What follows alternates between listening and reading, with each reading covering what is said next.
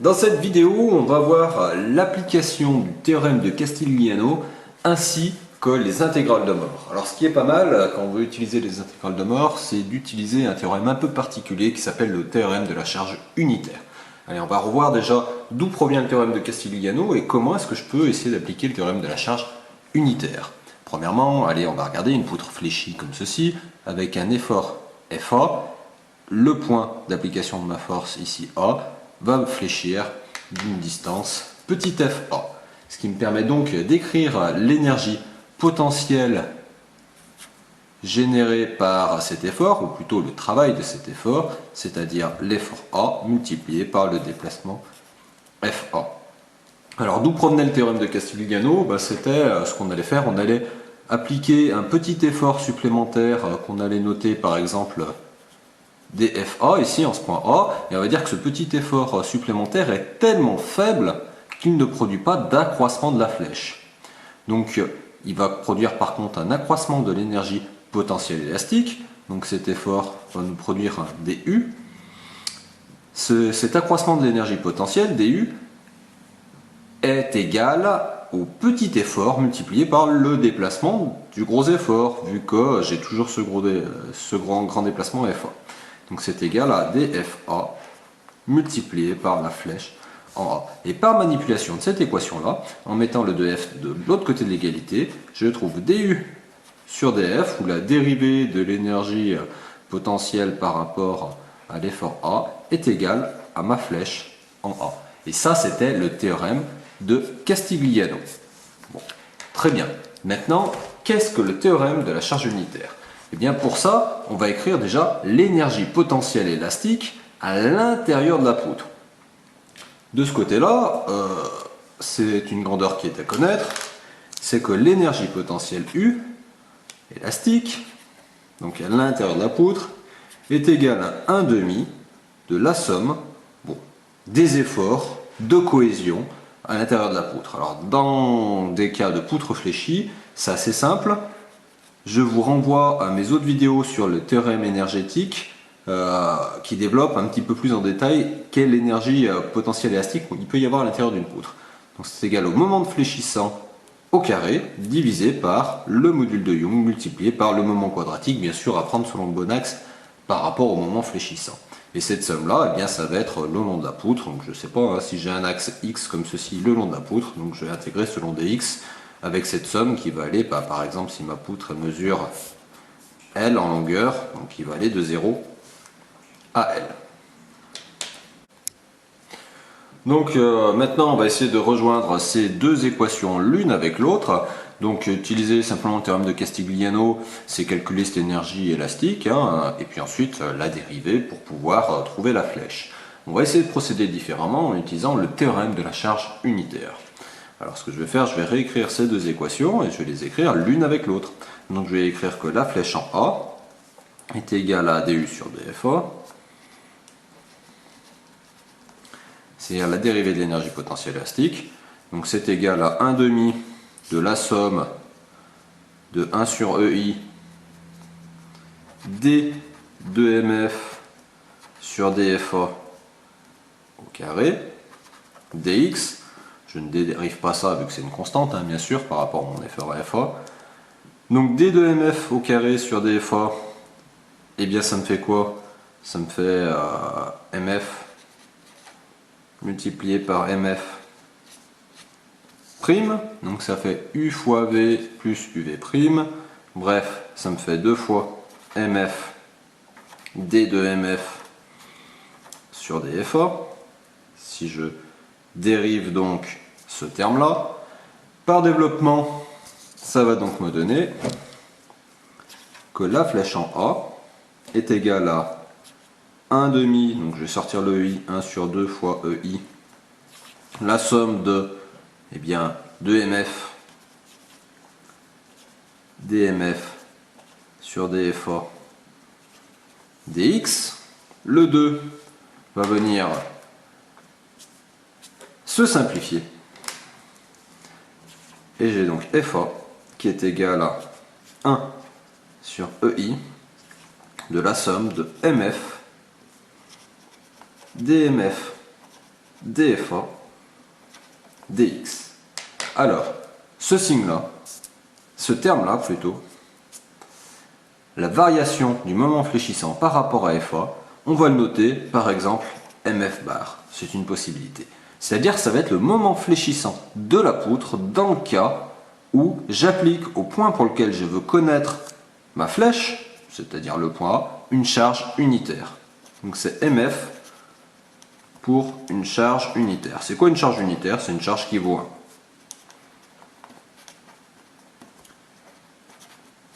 Et pourquoi en A? Eh bien parce que c'est en A que je veux connaître ma flèche en A.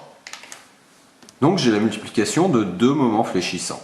Un premier moment fléchissant qui est celui des charges réelles appliquées sur la poutre, et un deuxième moment fléchissant ici qui est celui où j'appliquerai une charge de 1 au niveau de l'endroit où je veux connaître la flèche. Alors dans mon cas initial, qui était tout simple, si je le reprends, finalement le moment fléchissant de la poutre, c'est pour l'effort en A. Et ce que je vais faire, je vais juste rajouter une charge unitaire à mon DFA de tout à l'heure, en fait, quelque part, à cet endroit-là. Je vais réécrire le moment fléchissant de cette chose-là, et j'aurai donc déterminé mes deux moments fléchissants. Et grâce à la forme obtenue par ces deux moments fléchissants et le tableau des intégrales de Mohr, je pourrais finalement assez simplement et assez directement calculer le résultat de cette flèche sans avoir à opérer moi-même de calcul d'intégration. Il va juste falloir que je regarde l'allure de ces deux moments fléchissants là. Allez, on va essayer d'appliquer ça tout de suite.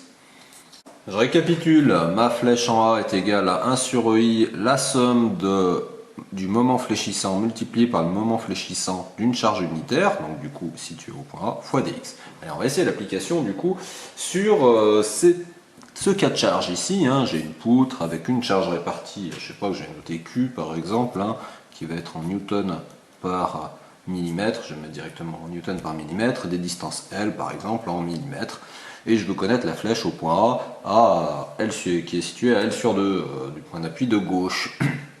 Alors comment je vais faire? Eh bien déjà ce que je vais faire, je vais regarder l'allure du moment fléchissant de cette poutre ici. Donc le moment fléchissant d'une poutre avec une charge répartie, ici ça me donnera le MF. Donc c'est-à-dire que si je trace mon moment fléchissant de cette poutre ici, eh bien je sais qu'il va être nul au niveau des appuis et qui va se mettre à augmenter de manière parabolique comme ceci. Je vous passe le calcul de ce moment fléchissant. Je sais que MF ici va être de la forme MF est égal à Q fois X, donc la distance ici pris par rapport au point de gauche, divisé par 2, le tout multiplié par la longueur de la poutre, moins X. C'est-à-dire que la coordonnée X ici, elle serait prise comme ceci par exemple. Je vous passe vraiment le détail de ce calcul du moment fléchissant, je vous renvoie à toutes les autres vidéos que j'ai fait sur les tracés de diagrammes ou les calculs de torseur de cohésion, où je vous détaille quand même bien en détail comment faire pour calculer la forme d'un moment fléchissant. Je ne vais pas m'apesantir là-dessus, sinon la vidéo va être beaucoup trop longue. Ensuite, ce que je vais faire, je vais calculer le MF bar de tout à l'heure. Alors le MF bar, c'est le MF pour une charge unitaire ici placée au point A. Alors comment est-ce que je vais faire? Je vais détailler un tout petit peu le problème. Je vais retracer un problème, exactement le même que tout à l'heure, simplement je vais mettre mon effort ici, voilà, que je vais appeler FA, qui va être au point A, qui va être situé donc à L sur 2 de chacun des deux appuis. Et bien je vais tracer le moment fléchissant pour cette charge-là. Je vous donne tout de suite le résultat, je vous passe le détail du calcul. Ça va donc me donner quelque chose qui va avoir cette allure-là, avec une valeur max qui va être au milieu, telle que FA divisé par L sur 4. Alors en fait, FA, dans mon cas, moi, il est égal à 1, vu que j'avais dit que c'était une charge unitaire, donc je peux le faire disparaître, c'est comme si je mettais 1 fois L sur 4, tout simplement. Par contre, comme j'ai deux diagrammes ici, je vois bien deux diagrammes qui vont se superposer, un triangle qui croît, un triangle qui décroît, il va falloir que j'exprime mon moment fléchissant aux bornes entre 0 et L sur 2, et entre L sur 2 et L. Alors mon premier moment fléchissant là-haut, sur la tronçon 0 L sur 2, il est égal à x sur 2. Mon deuxième moment fléchissant ici, vu qu'il va décroître, ça va être égal à L moins x sur 2. Donc j'ai bien deux moments fléchissants, hein, et j'ai donc deux tronçons. Si je dois couper mon moment fléchissant ici en deux parties, eh bien je vais couper aussi celui-ci en deux parties. Donc de 0 à L sur 2 et de L sur 2 à L. Je vais donc devoir détailler mon intégrale initiale et je vais détailler en deux types de bornes. Donc de 0 à L sur 2 et de L sur 2 à L. Allez, je vous développe ça. Ceci détaillé me donne donc MF fois MF bar de 0 à L sur 2. C'est-à-dire ce MF, c'est quelque chose qui a cette forme-là au niveau du diagramme. Ce MF-là, bah, c'est ce triangle qui croît au niveau de mon diagramme du moment fléchissant. Plus de L sur 2 à L, mon MF, c'est-à-dire celui-là, donc quelque chose qui va ressembler à cette forme-là au niveau de mon diagramme de MF, et au niveau du diagramme du MF unitaire, un triangle ici qui décroît. Je vais pouvoir me référer aux intégrales de Mohr qui me donnent directement les résultats en fonction de la forme des diagrammes, ainsi que les amplitudes et les valeurs que l'on a, les valeurs de ces intégrales-là. Grâce à ça, on va pouvoir résoudre assez facilement le problème. Alors sans vous le résoudre complètement le problème, je vais vous montrer un tableau d'intégrales de Mohr, et puis on va essayer d'opérer ces lectures. Voici un extrait du tableau des intégrales de Mohr. Alors si vous en voulez et que vous n'en avez pas eu en cours par exemple, eh bien, il vous suffit d'aller chercher sur Wikipédia ou n'importe où sur internet, vous aurez plein de tableaux d'intégrales de Mohr. Donc là je vous en ai fait simplement un extrait que j'ai recopié pour des respects de copyright, je ne vous ai pas fait la copie du document de quelqu'un d'autre. Et donc comment je vais lire ça? Eh bien je vais regarder mon premier cas à moi, tout simplement celui-ci. Je multiplie un diagramme qui a cette forme-là, parabolique, par un diagramme ici triangulaire.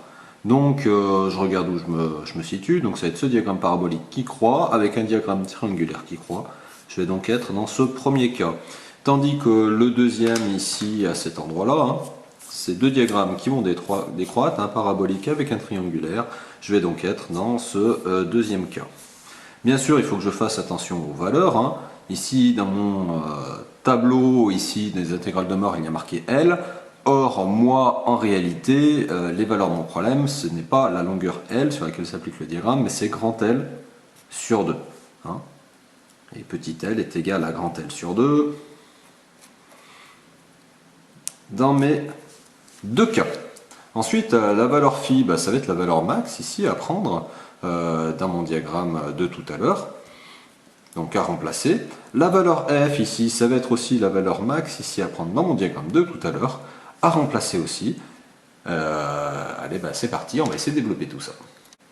Donc il faut que je détermine la valeur de phi. Si je me réfère à mon diagramme de tout à l'heure, le moment fléchissant est égal à q fois x sur 2 multiplié par l moins x. Phi, il se situe donc à cet endroit-là dans mon diagramme, il est pour x est égal à L sur 2.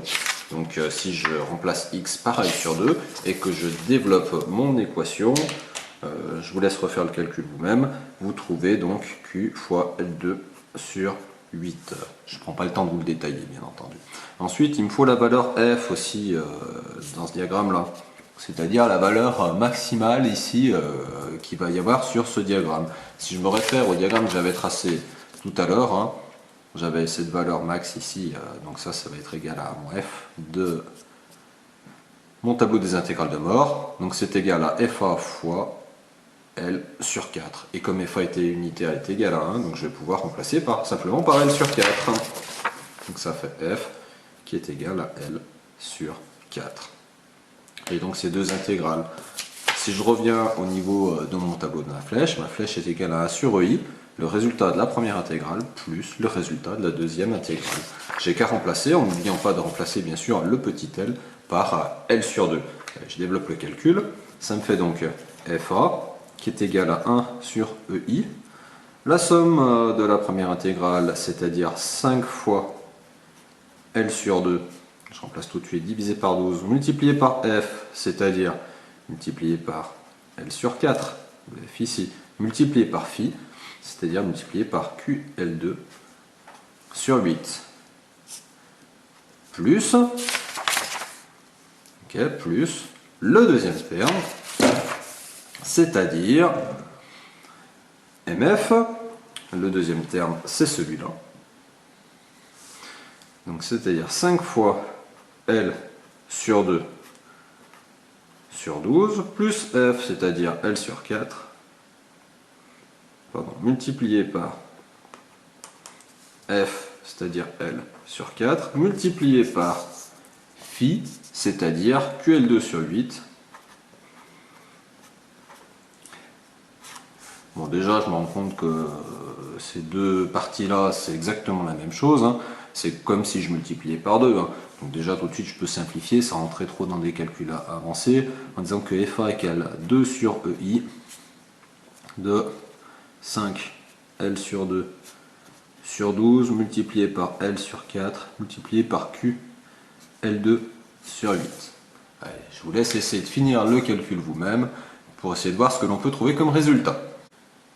Allez, si on développe donc le résultat, ça me fait FA est égal à, donc si je mets tous les facteurs, 2 ici multiplié par 5 divisé par le 2 qui passe en dessous fois 12 fois 4 fois 8, les 2 et 2 i se simplifient, multiplié par 1 sur EI, multiplié par le L par une fois, 2 fois, 3 et 4 fois, donc L puissance 4 multiplié par Q, 12 fois 4 fois 8, ça fait 384, je ne l'ai pas calculé de tête, bien entendu, je l'ai calculé juste avant, donc ça fait 5 qui est divisé par 384, multiplié par L puissance 4 fois Q sur I, et voilà, j'ai donc la flèche au centre en utilisant les intégrales de mort. Qu'est-ce qu'on peut voir? C'est que finalement ces intégrales de mort, c'est cool parce que ça m'a évité d'avoir à faire ce calcul de dérivée, d'intégration, qui peut être parfois un peu mathématique, un petit peu dur.